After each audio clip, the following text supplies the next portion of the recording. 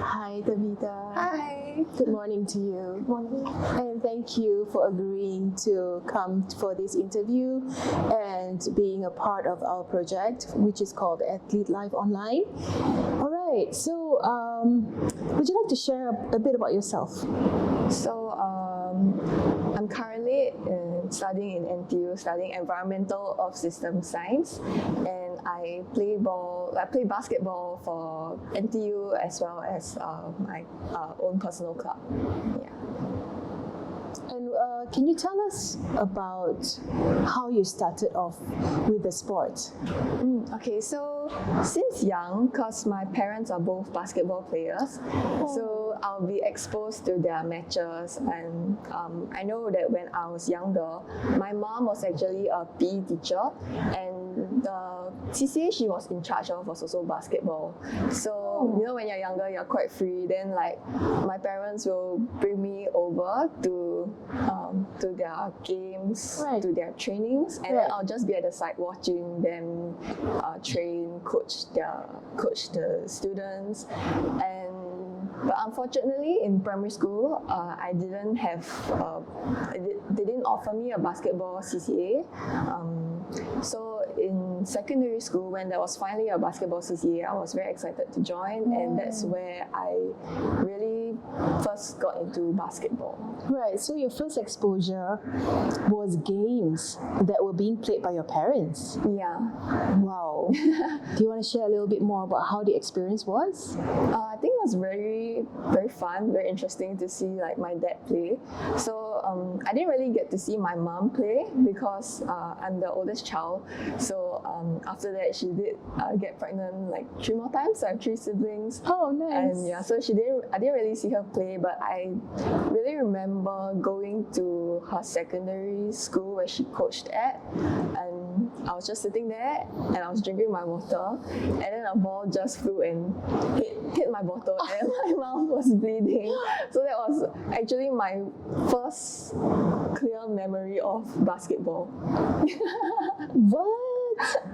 Wow, okay. How old were you then? I think I was probably about 5 or 6 years I old. see. Yeah. Okay. And so that was an interesting experience, I gather. So when the first time when you watched the sport being played by your parents, so this game, can I confirm that it's actually being played by both your parents? Just So- that I didn't get to see my mom play. Ah, okay. Okay. So how was it like watching your parents play? It's my memory of watching my dad play when I was young is not very clear, but I think it was still quite fun to see him like score or like make a good pass. And you know, when you're younger, you get excited by everything. So I think it was quite interesting. I see. Okay. So was that the first impression? And besides the fact that the basketball actually landed on your face, I'm so sorry to hear that. But yeah, that was really interesting. So was that the first impression that you had? So dad playing, and then the ball hitting you, and then after that, what happened? And then after that, when I was older, my parents didn't really, because they're also busy with family, with their work, so I didn't really have much exposure to basketball during my primary school. But on and off during like family chalets, we would just go down to the basketball court together with my cousins, and then we'll just shoot around for fun. Right. Yeah. That's nice. I see. Okay. So moving forward, since you were 5 years old all the way to primary school, and you mentioned that you had no opportunity to like literally practice basketball or getting into a basketball CCA. Do you want to share a little bit more about what it is like for you at that time? I think at that time, I wasn't really too particular about not being able to play basketball. I was quite satisfied with playing other sports. So in my primary school, I joined this modular CCA. So what happens is that every few years, the school will change the sport. So from P3 to P4, I was playing volleyball, and like P5 to P6, I was playing handball. So in primary school, I was just trying out different sports. Yeah. I see. Okay. And then what happened? Then when I entered secondary school, and then I realized that there was a basketball CCA, I immediately went to sign up for it, went for the trials, and then from then on, when I managed to get in, I was really happy. And yeah, since then I've been playing basketball. That's cool. So share with me how you felt when you actually saw that the secondary school that you were in had basketball at CCA. How did you feel at that time? I was very, very excited because since young I wanted to try to play basketball. So I remember when I went to the open house, and then the girls, I think they were having practice at that point in time, and also because my dad was with me and he's a basketball player, so naturally he'll also walk towards the court and like take a look. And I remember looking through the ISH window, the indoor sports hall window, and then we were just looking at the girls train, and I thought it was quite exciting. This is the 12-year-old girl. Yeah. Right. Yeah. It was quite exciting. And you said it's quite exciting. So what else came to mind when you saw that, hey, there's a basketball hall that I can actually practice my basketball, my first passion, right? Yeah. How did that go? I think it's also I was very happy because I can finally play the sport that my parents play. Yeah. So since young, you see them play, I also wanted to try, just didn't have the opportunity. And now that I finally had the opportunity, I was really happy because it felt like I had another thing in common I had with my parents. I see. Okay. All right. And what was the experience like for you from secondary school onwards then? I think during secondary school there were ups and downs. Training was tough, but I made a lot of good friends along the way because I think through tough times, like that's when you really share a bond with each other. Really, my teammates really pushed me, and yeah, I really learned a lot during that period. What happened that you mentioned about tough times? I remember in secondary 1, we didn't make it to the top 4 of the East Zone. So after that, we were really determined to work harder, and I can proudly say that we did, because the next year in secondary 2, we managed to clinch the East Zone Championship, and then slowly after, because Dhamma High I was from Dhamma High, and then it's a integrated program, so I was with my teammate for 6 years, and each time we enter a competition, I can say that we were doing better and better until in our final year, in year 6, we managed to clinch the A Division Championship, and I was really proud of my team because we really started from scratch, from not being even able to enter the East Zone top 4 to clinching the championship of the A Division. So I was really proud of my teammates because we really came a long way. Fantastic. That sounds like a lot of progress there and a lot of pain, I'm sure, as well. Yeah. So you mentioned East Zone. East Zone meaning to say your estate, is it? The area that you guys stay? Yeah. So for the Singapore's school games, it's split into 4 different zones. Right. So North Zone, West Zone, South Zone, and East Zone. Right.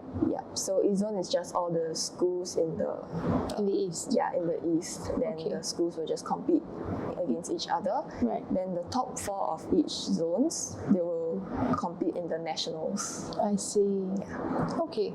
So when you were at the age of 13, and then you got to know your play, or your teammates, right? And then you got to know them, and then you guys started practicing together. How was that like for you? For me, at the start, I was a bit nervous about meeting new people because I'm quite introverted. I'm quite quiet, but luckily, my teammates, they were all very open, very friendly, and then they really welcomed me in. Yeah. That's nice.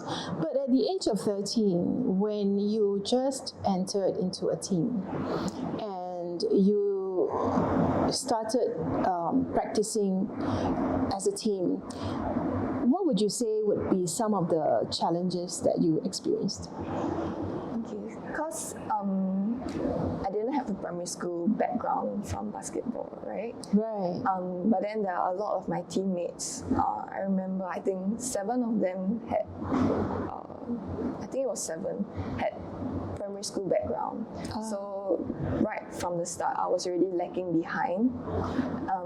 So like they could do layups already. So that's one of the fundamentals of basketball. Whereas I couldn't dribble the ball, I couldn't shoot, I couldn't do anything. Yeah. So thankfully, because my parents are basketball players, so I remember during the weekends, they would bring me to the court, the nearby court, and then they would teach me the fundamentals of basketball. And I guess that's also how I managed to improve quickly and catch up with my teammates so that I didn't feel like I was lagging behind. I see. So it kind of helped that, you were able to get support from your family. Yes, definitely. I see. And how long did it take for you to kind of like feel more comfortable with the team then? I think maybe 1 or 2 months after 1 or 2 months I felt that I was doing okay already. Like I didn't felt like I was really behind all of them. Yeah. So when we talk about practicing, how many times a week is this? We usually practice 3 times a week. At that time when you were in secondary 1? Yes. I see. Yeah. Did this continue over the whole of the secondary school experience? Yeah. So 3 times a week? Yes. I see. And where do you guys practice? At the hall?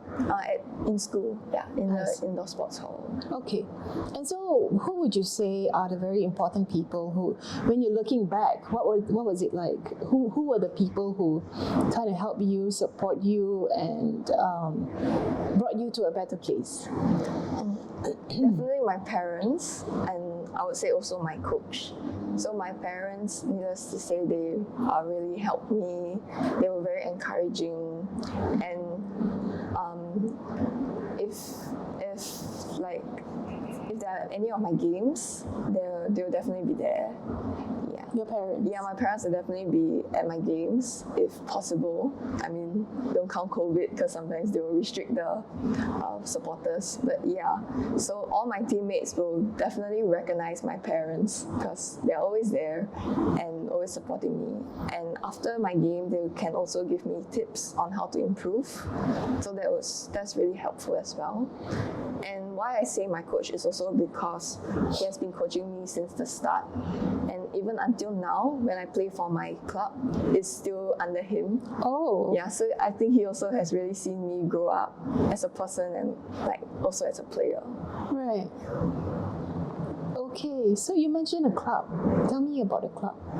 Okay, so this club is a basketball club that my coach started somewhere when I was secondary 3. That's when he first started, and we played under this tournament called the Milo Cup. Yeah, so it's sponsored by Milo, and then there are many other clubs in Singapore, and that's when all the clubs play in this tournament and just compete. So I would say the club tournament is a good exposure for me at that time, because it's really just to gain the experience and play against people that you've never played against before. Yeah. Okay. And so you started with the club. How long has it been? About 7 years. Oh, wow. Yeah. Okay, so alongside the fact that you were training in school, you were also training with the club. Yeah, but for my club, because it's not really sponsored by anyone, so it's really competition based. So if there's a competition coming up, then my coach would call us in, and then we'll just train for a short while together, and then we'll just go for the tournament. Okay, great. So you started at the age of 13 with school, and then with the club. That was, if I calculated it wrong properly, it would have been when you were 15 years old. Yeah. Correct? Yeah. Right. Okay. Great. And so, can you share with us what is it like with the fact that you had to train 3 times a week, and then you had to get used to people, you had to get used to your teammates, and then also at the same time you are in an IP program. And so, what's it like from Sec 1 for you to assimilate into that program? I think I would guess the IP program might be a little bit more demanding. There are many, there are some subjects which are trying to train us to be more critical thinkers along that line, and there are electives that you are free to take. So you really are exposed to things that I would think if you don't enter this integrated program, you won't have the opportunity to do so. But juggling between CCA and studies, I think my dad really helped me in this area, because since young he really instilled discipline in us and taught us how to manage our time. So I remember I would draw up a mini timetable just to plan my time. Like, this day I have training, so I'm not going to do work on this day, so I must make sure that I finish my work on other days, just in case the teacher would just give us some homework that will be due the next day. So even if I'm really tired, I would just need to finish that one assignment, and I'll still be fine. Yeah, so I think time management is really important at a point in time. Okay, so where did you pick that up from? I picked it up from my dad, I think. Yeah, because since young my parents would send us to a lot of enrichments, and so he'll also tell us that you must plan your time. You have this swimming lessons here, this Chinese lesson here. You need to be able to juggle your homework. Like, this day you're free, you definitely must do your homework at a point in time. Okay, can you share a little bit more about time management? To me, time management is very important. It's the whole reason why I feel like I'm able to juggle my basketball and my work. And I think it's a good practice that I feel not many people have. Like, I would see my friends procrastinate, and then end up not being able to finish their work. But I think time management will help resolve that issue. Do you want to share a little bit more? I think it will benefit a lot of student athletes when they hear about time management and how you plan your day. So do you want to share a little bit more about what you do as time management? Okay, so usually I would take out a calendar. Let's say it's close to exams. I would take out a calendar, and then the first thing I'll do is write out when is my training days. So let's say, for example, Tuesday, Thursdays, Saturdays trainings. So usually I would block those days out, and then after that, I'll write down when each test or which exam is on. So then after that, I would work backwards. So I know that, let's say, on the day before my math exam, I would want to go through my math file. Then I'll write down on my calendar, like, go through math file, the kind of instructions for myself. And then from there, I would just plan backwards. So maybe the next time I want to touch on math, then I will write practice, pass your papers. Then I'll just slowly go back, and I'll just work backwards. So first I'll have a list of what I want. I'll have an idea of what I would want to do in preparation for my exams. Then I just make sure everything fits on my calendar, and then I'll just use that calendar and try to follow as closely as possible. Okay. I like that. I like the fact that you said what you said just now. So I will look at a calendar and try to follow it as closely as possible. Yeah. Do you want to share with us how much of commitment do you have to have with that calendar? Right? Yeah. Yeah. I would say I'm quite committed, but of course there are times where your friend suddenly asks you out, and then you'll be like, sure, like I need a break sometimes as well.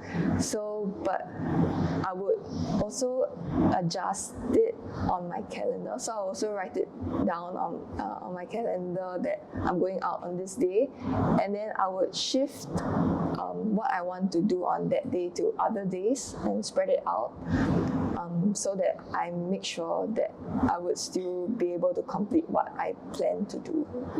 Very interesting. So the key word here is you want to complete what you have planned to do. So what you have planned to do could be in alignment with your goals. Right? It has to be in alignment with your goals, right? Yeah. So what would you say would be one key aspect of that? Like, when you have a goal, you are also committed to it, and then what is one key aspect of yourself that you think you would keep on adhering to it? Because what I'm hearing from you is that it's very interesting, because you are not fixated on making sure that you adhere 100% to what you have written down. You are more flexible than that. So you are right in the sense that, sometimes for student athletes, what we've been hearing so far the experience is that sometimes they need a break, but sometimes after they take the break, they cannot go back to the momentum, right? And also sometimes they take unnecessary extended breaks, and then they cannot go back to that, and then it might come out as procrastination, right? So what I'm hearing from you is that you know that you have a fixed week, for example, that you have already planned it out, but when your friends say, hey, come on, let's go out and have fun, for a while, and then you say like, I need a break too, and then what you do is you take out that period, and then you go out with your friends, and then that period you literally move it to another time. So tell me, on the whole, right, in terms of commitment, what does that have in terms of what will be that one key aspect of that level of commitment that you can share? I think you must be really determined to finish what you planned out. But I would like to add on to the planning part, the one where I said I took out the period and like to rearrange. Yeah.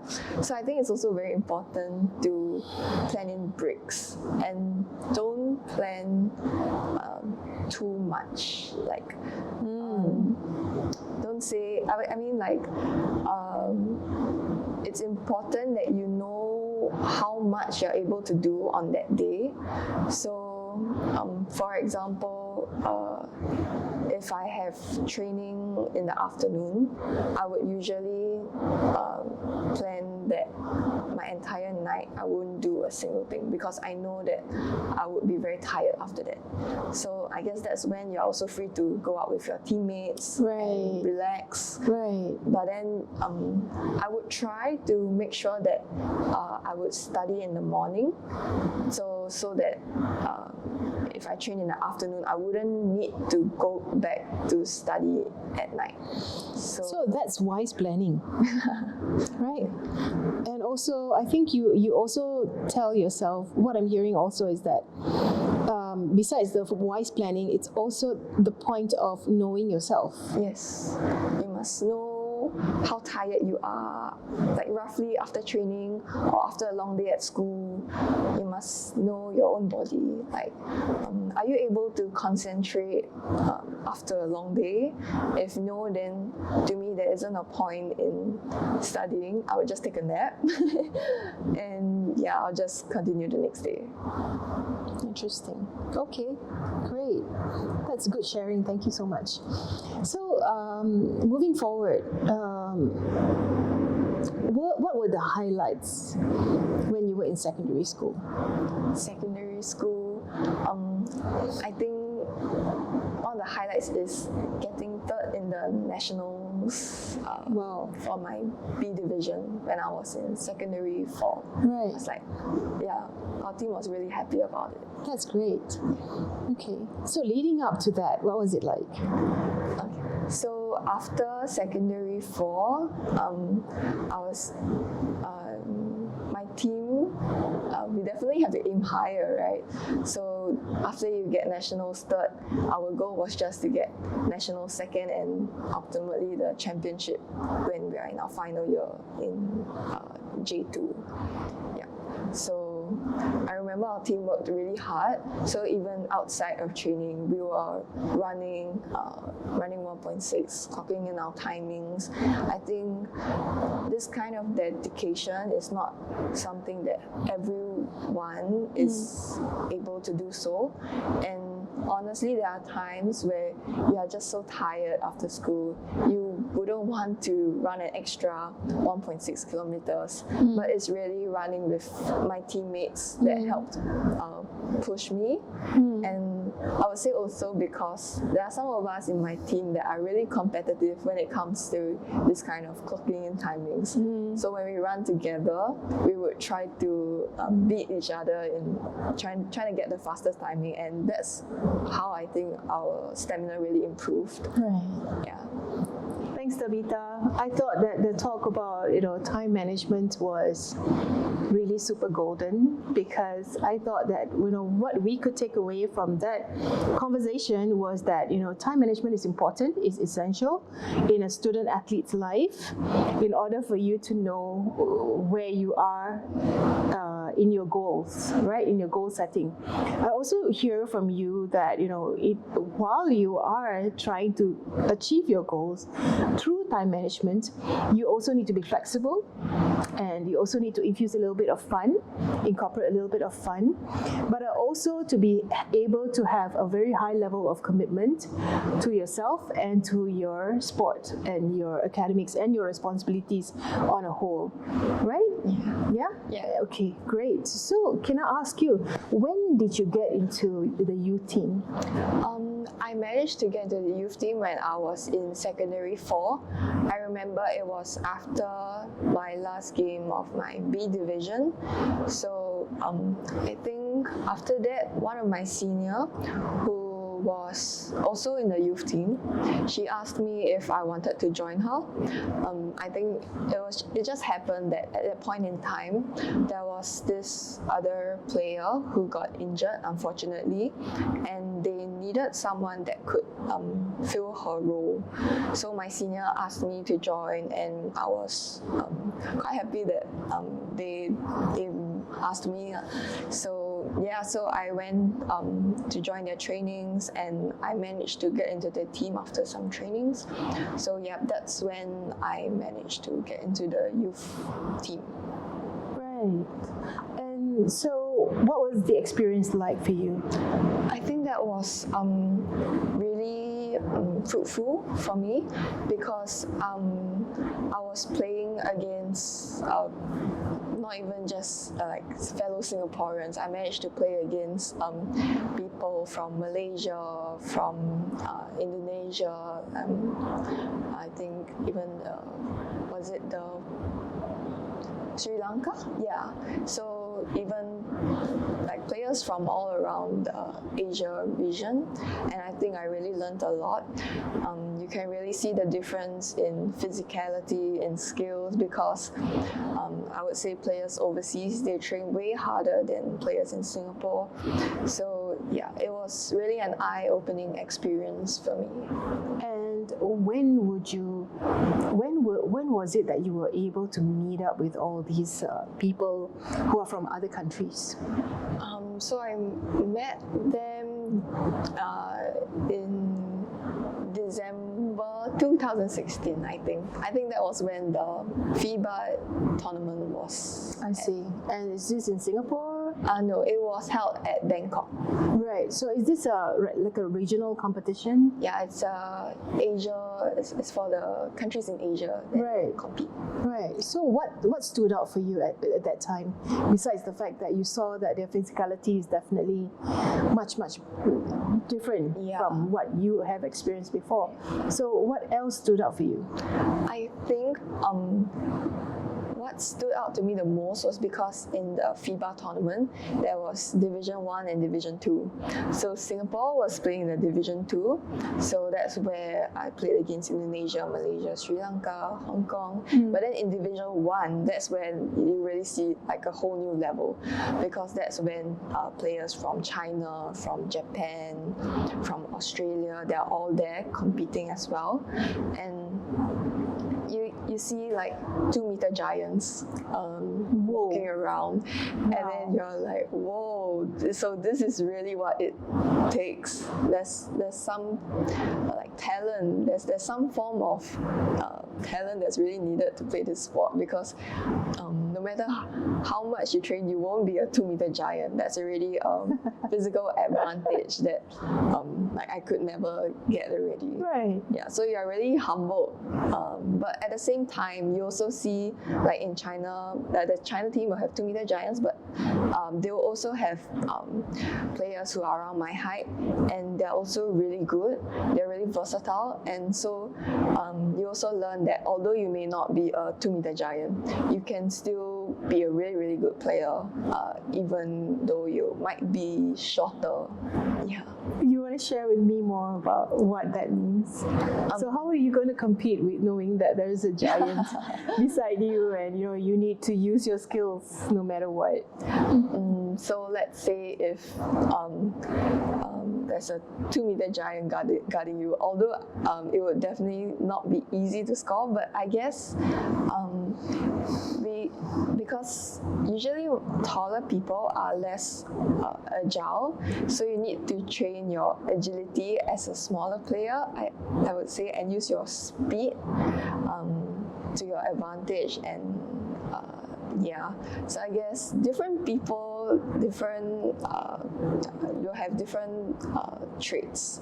So I guess you have to play to your strength. And if let's say you can't win them physically, then you can win them through tactics. So you really must work as a team, help each other out. Yeah, so I think that's the beauty of team sports, because it's not really dependent on an individual player. It's really how the team plays as a whole. And so even if you have like one star on your team, you can still beat the other team if you work together. Right. So what would you say are your strengths? My strengths as a basketball player, I would say, because I'm trained to think while I'm in the court, so that's because of my coach's style of play. So he would teach us how to create mismatches. So mismatches, for example, is when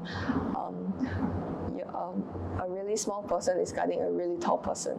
So then that's when, so let's say if someone taller is guarding me, then I would learn that I have to pull out to the 3-point line, and that's where you use your speed to your advantage to to try to beat the opponent in that way. Whereas if like a smaller person is guarding me, I would learn that I have to use my size and post them up so that I can get closer to the basket and score an easy under basket or something like that. So yeah, so I think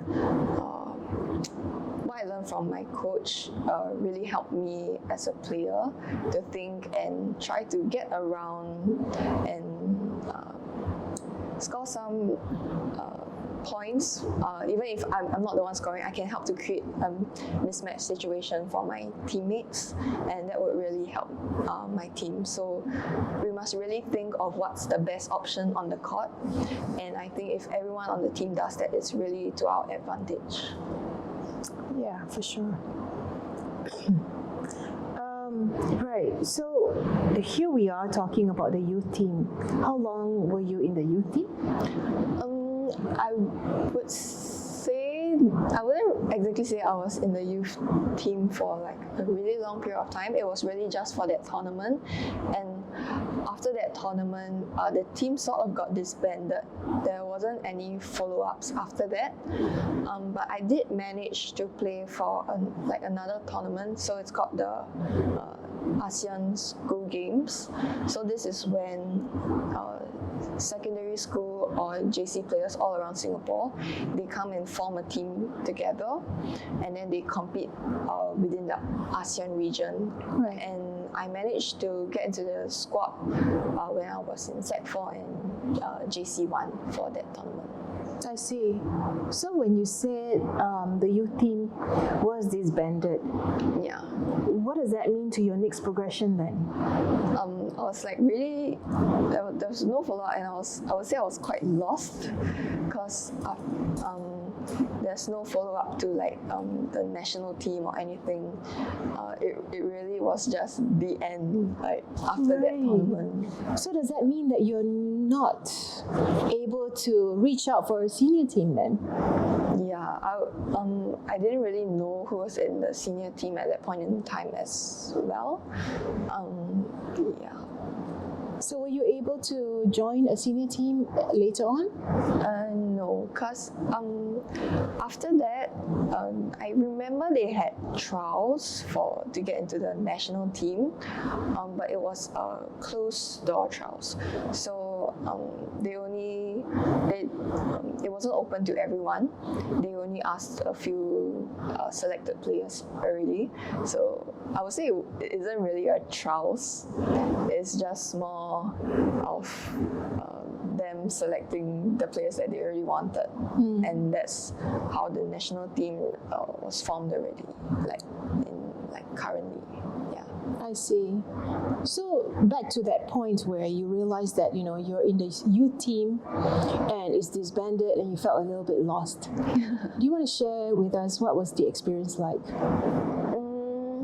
The feeling of lost. The feeling of lost. Of being lost. Yeah. I guess I was a bit disappointed because that was my one and only chance to play for the national team, in a sense, like not including the ASEAN School Games. And I guess when I was younger, I had some goals of being a national player or national athlete, but after that was disbanded, then it sort of felt like the dreams was kind of shattered in a sense. But I also knew that in university, there's also another similar concept as the ASEAN School Games that's called the ASEAN University Games. So my next goal was just to play for the ASEAN University Games, which thankfully fortunately I just managed to go for that tournament just in July.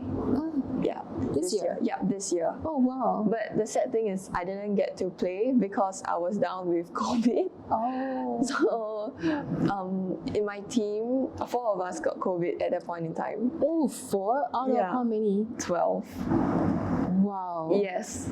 So, but luckily my team manager still managed to fight for us, and we managed to fly over to join the team at Thailand, even though we knew we weren't gonna be able to play.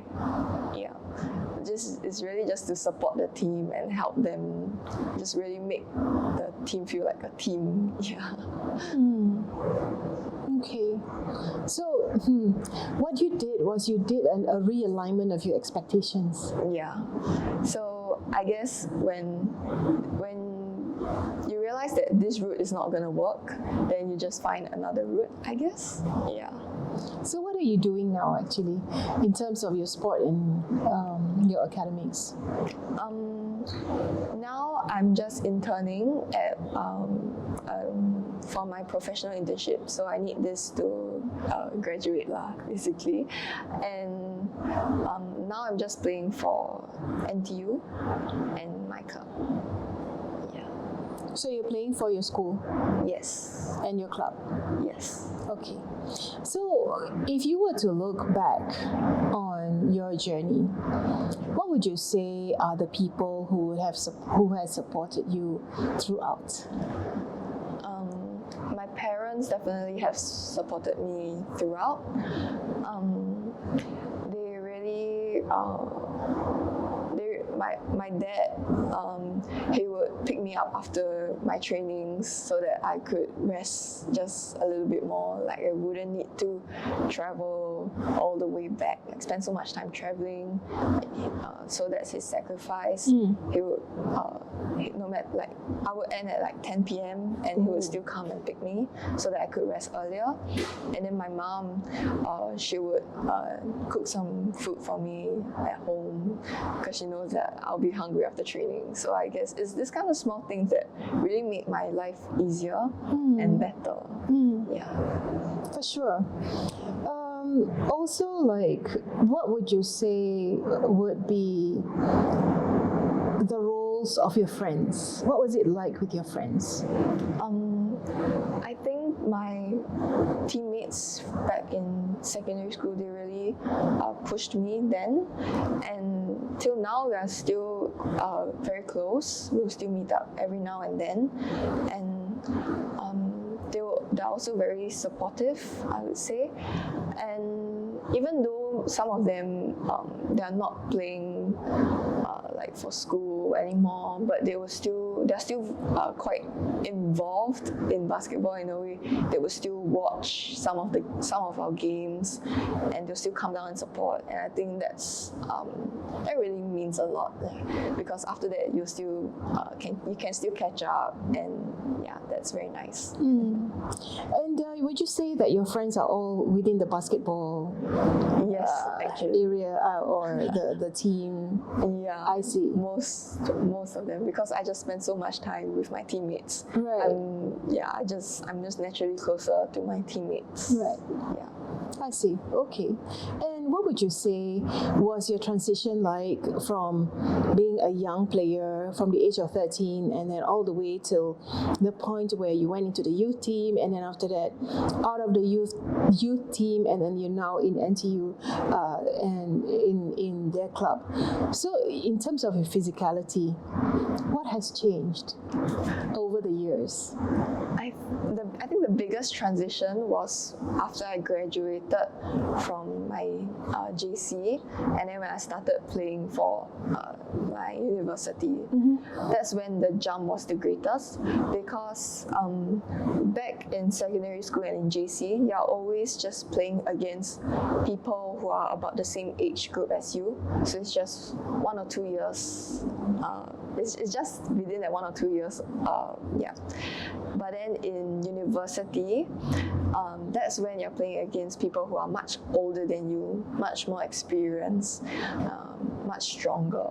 And I remember when I was in year 1 of university, me and my fellow teammate from the same JC and secondary school, we kept falling down, and we didn't really know why. Because it's like someone would just push you a little bit, and then we would just fall, because we were just not used to that kind of strength, that physicality. And thinking back, it was quite funny. Like, some of my clubmates, they would count how many times we fall down during a game because we were really just not used to the strength. I see. So you kept falling down because you're not used to the strength and the increased. You mean the increased need for strength? Yeah, the sudden jump. There's a very big jump in terms of physicality when you go from JC to uni, or when you start playing the Women's Open. So the Women's Open is a tournament where basketball players of any age can enter this competition and play for under their clubs. Yeah, but I think the minimum age then was 17. So everyone there was much older and much stronger as well. Okay. I see. So, wow, that was really interesting. And so what would you say would be the most, the highlight of your experience throughout these years? Throughout this year, my highlight is definitely still clinching the championship for the A division. I see. That was when I felt that my team really showed that we accomplished something. Yeah, and it was something that we set out for. That it was our goal since the very beginning, and it was kind of like a fairy tale ending. We really managed to be at where we plan out to be at the end. Right. Did you guys go celebrate after that? Yeah. You did? Okay, that's great. What would you say then, on the other side of it, is your lowest point?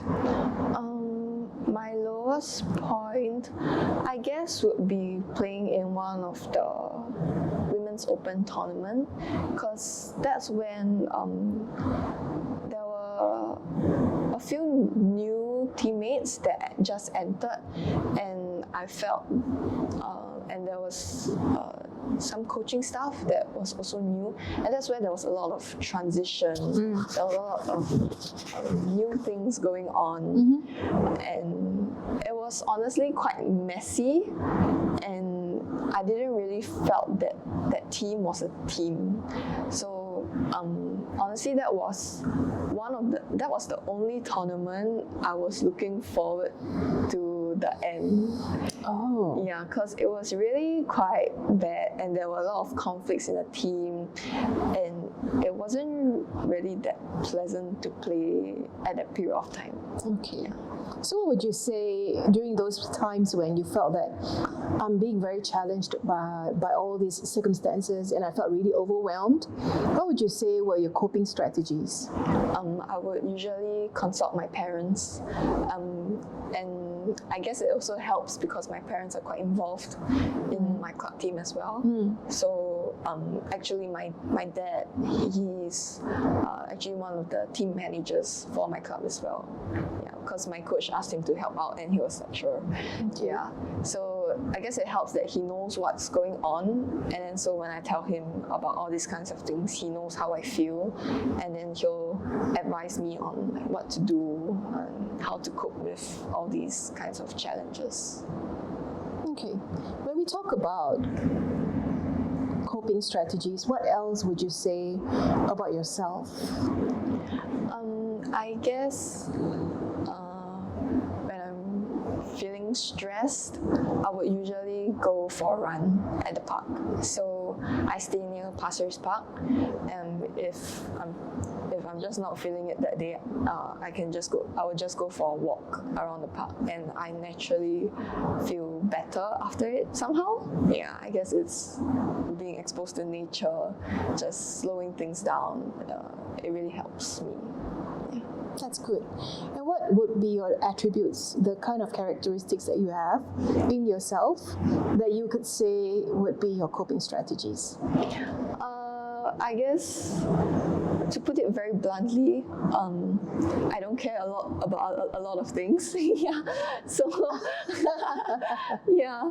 So actually, that's what my family or my close friends would say. Like, Tabby doesn't care about all this. So can say it's kind of like my coping strategy, because like if this thing is bothering too much, then I would just be like, you know what, just forget about it.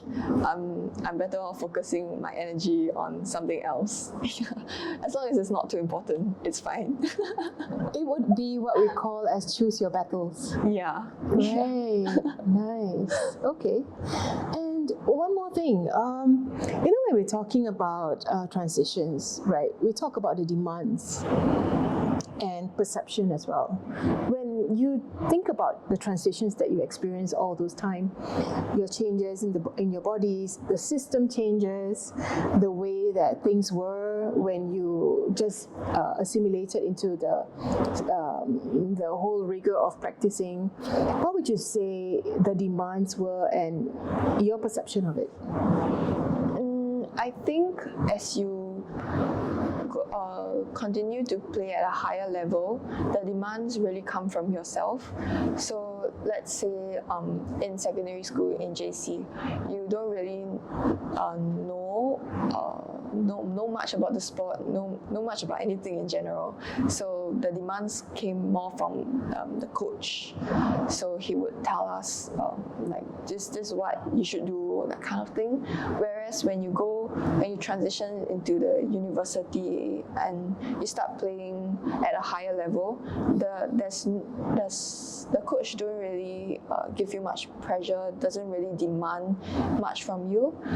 It's really just what you want out of this training, out of this tournament, because at that point in time, everyone already has their own goals. Not everyone is so fixated about basketball anymore. So that's when you have to manage expectations as a team as well. Right. Yeah. So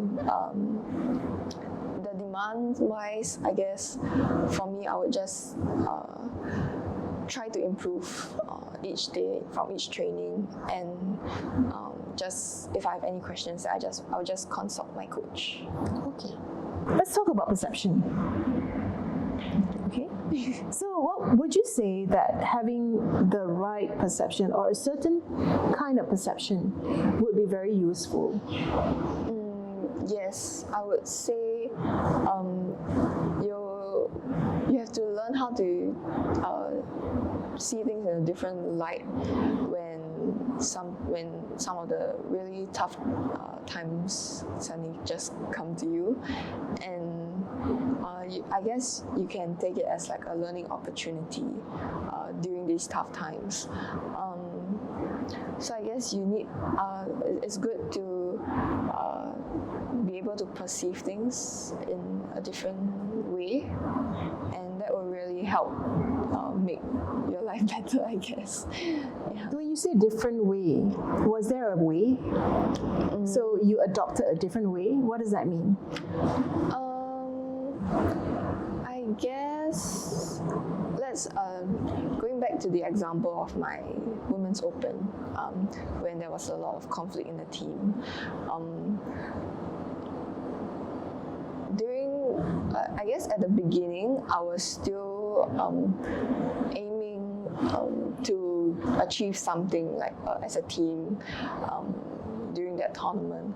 But after all these conflicts, and you kind of know that it's just not going to work out, you can sort of like switch your perception and just learn how to manage your team, or learn how to communicate better with your team.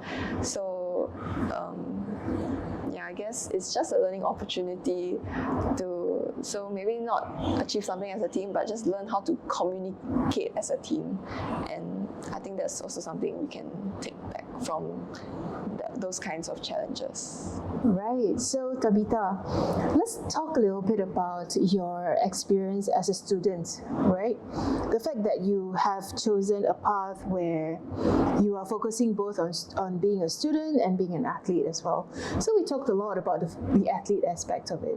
What about the fact of your experience with being a student? What was it like for you for your IP 6-year program and also moving forward towards JC and then NTU? I think as a student athlete, it might be quite hard to cope with studies at some point in time, especially when there are tournaments coming up. So that's when trainings are more intense, more frequent. So as a student, it might be quite hard to pay attention in class.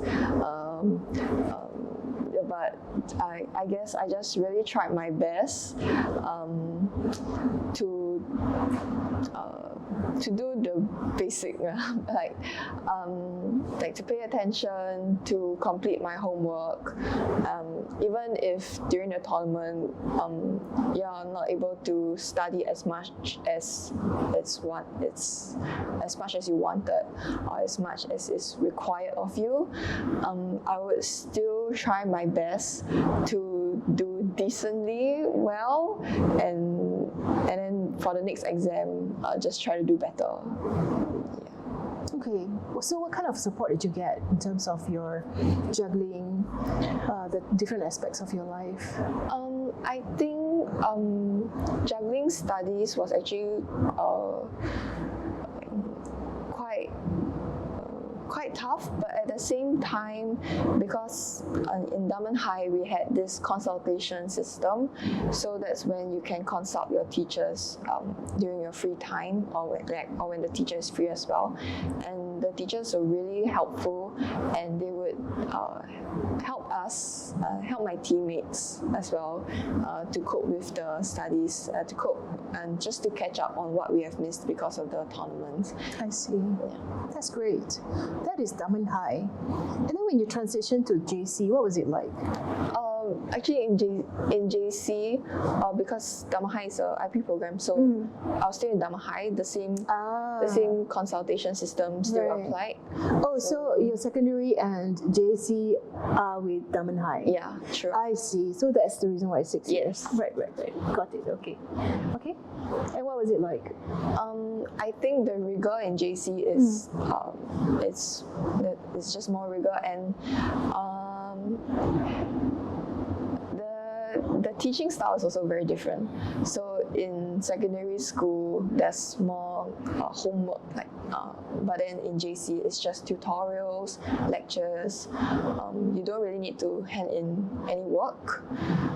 It's really just up to you on whether you want to complete your tutorials. And I guess that's when you really need to have that discipline to complete what the teacher set out, even though they will not check. Right. Yeah. Oh, so self-discipline is very important. Okay. Yeah. All right. And what's your experience then from JC once you completed your whole academic experience with Dunman High and then going over to university now? University is also a next level of self-discipline, because now even I would say, like, no one's even checking your attendance for most modules. So that's when you really need to have the discipline to go to class. Even if you don't go to class, you need to make sure that you watch the recorded lectures regularly, so that it doesn't pile up towards the end. And because I have some friends that would usually procrastinate all the way to when there's a test, and then they would have to watch weeks worth of lecture videos, of tutorials, and I think that's when it's really, really stressful. So I think it helps if we just do our work regularly and not wait till the end. Correct. Right. there it is also with your time management. It kind of Yes. you got used to the fact that you are going to do things within a period of time, right? Yeah. I see. Okay. What would your challenges be then when you are in university? In university, some of the challenges is really just going to class. Yeah, because sometimes you just, especially because we stay in hostel, and then there's a lot of things going on. You want to spend time with friends, and so sometimes you just think about having to go for a 8:30 lesson or 9 o'clock lesson, and then and to go for that, usually I would want to have like a good rest. So that means sacrificing supper or like late night talks with your friends. So I guess that's when you really need to excuse yourself and just let your friends know that, hey, I got a lesson the next day. But sometimes it's quite hard because there will be some friends who will be like, hey, it's just once in a while, just join us, that kind of thing. So I guess once in a while is fine, but just make sure it's not a weekly thing. You're talking about attendance. Yeah, going to class. Right. So once in a while, missing class. No, not missing class, but like hanging out late. But then because the next day you have lesson, I'll still try to go for my lessons. I see. So it's about the sleeping time. Okay. It's just about whether you go to class attentive or sleepy. Yeah, for sure. Okay. Very interesting. And so right now, what's it like for you? Studies. I understand you're in year 4, which means that the bulk of it has already been over. It's already over. What's it like for you now in year 4, and also still practicing? Still training. What's it like for you? So in this semester, I'm having my professional internship. So I'm just working from Mondays to Fridays, 9 to 6 p.m. And after that, I have trainings. So my trainings start from 7:30, and then it ends about 9:30, 10 o'clock. And this was going on for a few months now, and it's honestly quite tiring sometimes because after training, let's say I reach hall at 10 plus 11, I just bathe and then I just knock out immediately. I really have no energy to do anything else, and then the next day you just have to wake up for work again. So it's quite a routine life, I would say, my life now. Right. Yeah. Okay. So far you've been sharing about your journey up to now, right? So what are we looking at for the next 5 years, for example, for Tabitha? I think I would just want to find a job, and then for my basketball wise, I would just want to play with my friends and like so my club. I think that would be enough for me. If there are other opportunities, let's say to represent Singapore, to train at a higher level, I think I would still go and have a goal and see what that takes me, but I wouldn't be so fixated on playing at a higher level. Like I would still want to improve on myself, but I wouldn't mind not playing for the let's say if there's really no opportunity to play at SEA Games. I don't think I would particularly mind. I think for now I'm just satisfied with playing with my friends. So it's leisure. Leisure, but with a little bit of competition. Yeah. So we'll still go for tournaments, but it's just within Singapore, and I think I'm okay with that. But if there's opportunities, I would definitely still have a shot. I'll go and try. Okay. And so I like that. You have already like a projection, like a certain sense of where you're going at, right, for the next few years. I'd like to ask one question that's been nagging at my head for the past few minutes. So what keeps you going? I think because I'm quite a competitive person, and this competitiveness is not just like amongst my peers or that kind of thing, but it's also of what I expect from myself. So I will always try to push myself to be better, and I think it's also fun when you see yourself progress. It also makes you feel good that like, hey, I improved so much from that point in time. I learned so much, and I think that's really what keeps me going. So, Tabitha, we are almost to the end of this interview, and you've been really very inspiring for me to hear about your journey. So, I'm just curious, if you were to be in front of a group of young student athletes who are just starting out or maybe transitioning towards a senior team, right? What would you say to them? I think I would tell them to don't give up, continue chasing your dreams. It may be tough at times, but don't forget that there's always someone you can reach out to for help. And I think having someone to support you through this journey would be very useful, and it will make your journey way better. I see. Those are really good words, really wisdom, right? Coming from a person who's experienced everything, that you have experienced before. Thank you so much for making time to share your experience with us and with the rest of the student athletes. We wish you all the best. Thank you for having me. Thank you.